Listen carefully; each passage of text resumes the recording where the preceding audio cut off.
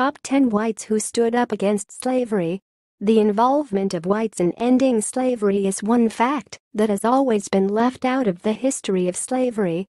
Yet, without them, it is probable that slavery would not have ended, at least, not at the time it did. The whites who opposed slavery were called abolitionists and included people like Charles Darwin, who might have even proposed the theory of evolution just to prove slavery wrong. Number 10. Benjamin Franklin. Benjamin Franklin joined the anti-slavery movement toward the end of his life, even though he had owned slaves when he was younger and ran advertisements for the sale of slaves in his Pennsylvania Gazette newspaper. To be fair, though, he also ran anti-slavery advertisements sponsored by the Quakers in the same newspaper. In 1787, he became the president of the Pennsylvania Society for Promoting the Abolition of Slavery, which was formed as the Society for the Relief of Free Negroes Unlawfully Held in Bondage in April 1775. The society was not only against the abolition of slavery, but also wanted the integration of the freed slaves as U.S. citizens. One of Benjamin Franklin's last acts was the signing of an anti-slavery bill on behalf of his society on February 3, 1790. The bill was sent to Congress, where it caused a heated face-off when it was read in both the Senate and the House of Representatives. At the end, the Senate neither approved nor rejected the bill, while the House of Representatives appointed a committee to investigate its feasibility. On March 5, the committee concluded that Congress was not empowered to ban the importation of slaves or free slaves before 1808.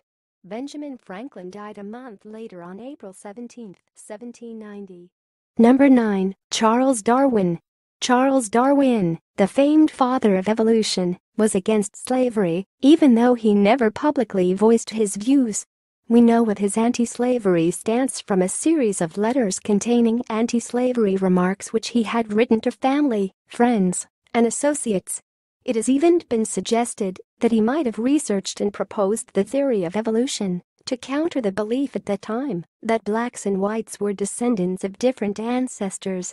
However, Darwin faced one problem before he could propose the theory of evolution. If the problem were not addressed, he feared that the theory would appear to support slavery instead of refuting it. The complication was that slavery also existed in nature, at least among Formica sanguinea slave-maker ants, which always took Formica fusca ants as slaves. Darwin smartly clarified that the Formica sanguinea slave-maker ants had evolved to be dependent on their Formica fusca slaves and would die off within a year without them. Clearly, whites had not evolved to that extent. Number 8. William Fox. William Fox was a British abolitionist who attempted to end the slave trade by organizing a mass boycott of goods produced with slave labor. In 1791, he authored a pamphlet in which he persuaded British citizens to end slavery by boycotting sugar produced with slave labor. His major argument: a family could free a slave if they stopped consuming sugar for 21 months, and 38,000 families would end slavery completely if they participated in the sugar boycott. About 70,000 copies of the pamphlet sold out in 4 months. 1 year later, 400,000 Britons started a boycott against sugar produced with slave labor. Some Britons stopped taking sugar entirely, while others only purchased sugar made with free labor in the East Indies. The boycott was so successful that sugar sales dropped by 1/3 and sugar imports from India, which is in the East Indies, increased by 1,000%. However, it did not end slavery. Number 7. John Jay. John Jay is another founding father who was against slavery. In 1785, he established an anti-slavery society called the New York Society for the Manumission of Slaves and the Protection of Such of Them as had been or wanted to be liberated. The members included Alexander Hamilton, another founding father. But the society was controversial because most members were slave owners themselves. Hamilton attempted to end this by proposing a rule that required all members to free their slaves if they wanted to belong to the group. But his proposal was quickly thwarted by the slave-owning members. The society limited its activities to New York. There, It protested the kidnapping of slaves and free blacks, provided legal aid to slaves and free blacks, and opened a school for blacks. Number 6. William Wilberforce.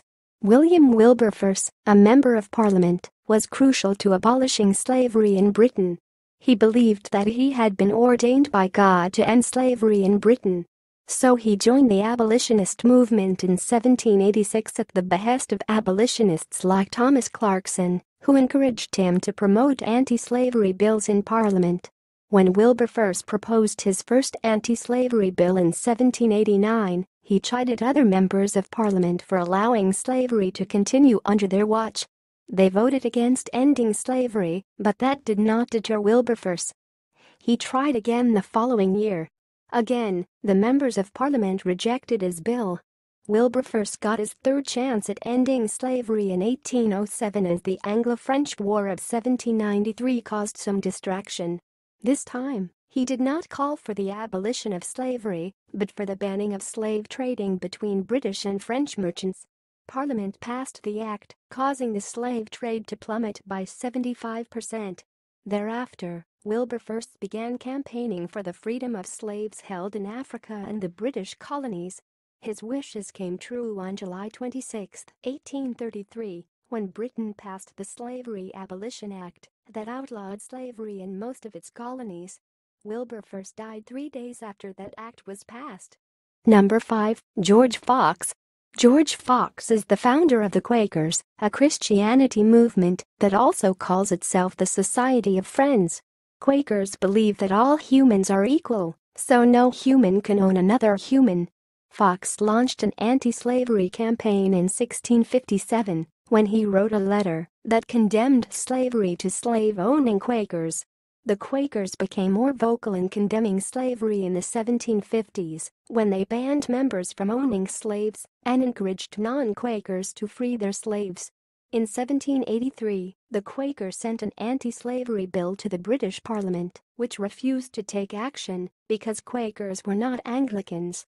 To gain more support, the Quakers formed an abolitionist group that consisted of 9 Quakers and 3 Anglicans.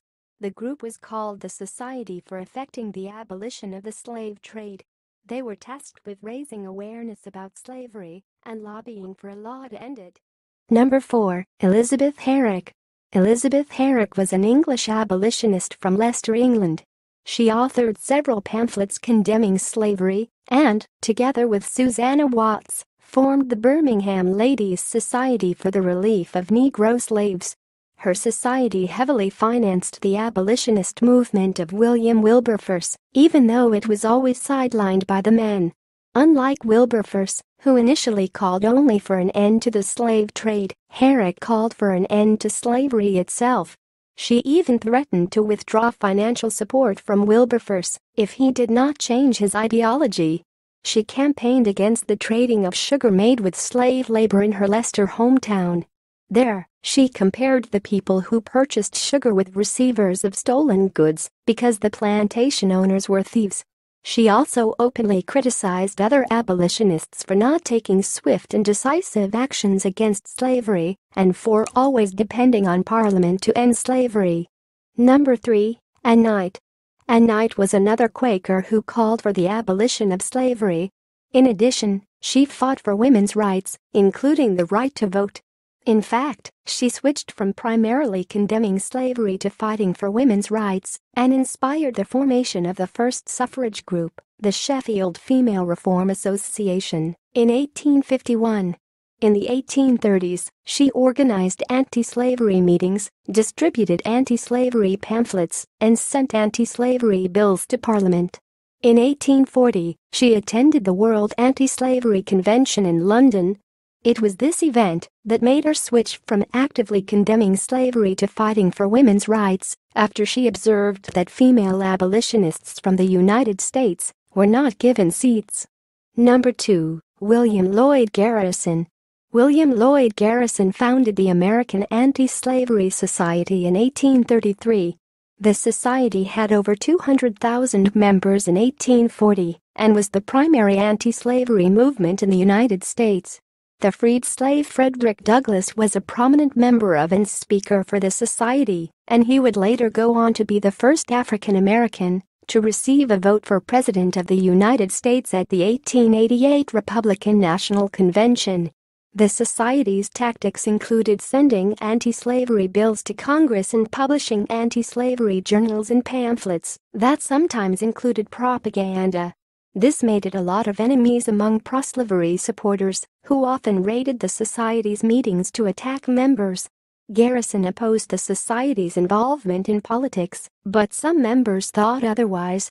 The pro-politics members broke away in 1839 to form the American and Foreign Anti-Slavery Society, which metamorphosed into the Liberty Party in 1840. Number 1. John Woolman. John Woolman was another Quaker abolitionist who was so committed to ending slavery that he dumped his tailoring business to focus on it.